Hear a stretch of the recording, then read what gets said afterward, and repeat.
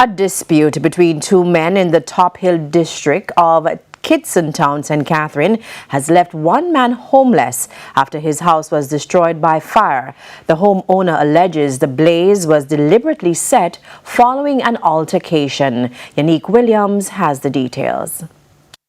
A pile of ashes and twisted zinc. That's all that remains of Robert Douglas' home in the Top Hill district of Kitson Town, St. Catherine. He says shortly after an altercation with a man who had been threatening him, he received the call that his house was set ablaze. I heard a pounding, like somebody was trying to knock off some zinc off the house.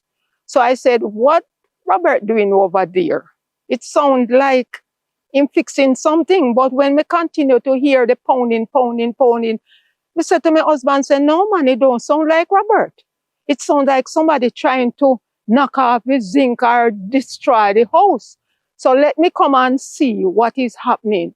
So when I reached a few chain to the house, I saw a little smoke. And then I heard somebody say, "The house is on fire, the house is on fire." The house was destroyed in the blaze along with all of his belongings. By me go back and I ease myself. Less than 10 minutes. Me hear get a phone call from my house on fire.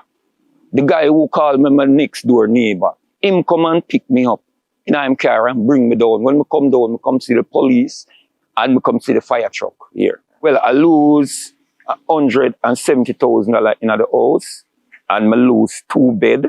When me recently buy one and lean up this one here, so with two mattress here, a bed frame here, so a basement and 2 mattress, and the original one now recently buy. He's now left homeless. And in the aftermath of the fire, Mr. Douglas says 18 of 21 pigs that were kept on the property are now missing and have not been accounted for. All of them, what was there, missing on the 3 me go there, go see presently there. Residents say the incident has left them shocked and are calling for a thorough police investigation. This community is not known of this type nature, behavior of any resident to burn down another resident home. And I will say to the person that the law stands to govern all of us as citizens.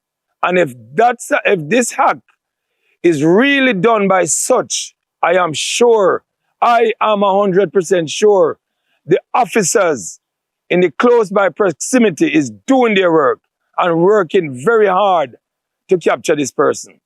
Police are now investigating the circumstances surrounding the fire. No arrests have been made as the suspect has fled the community. Investigators are urging anyone with information to contact the police.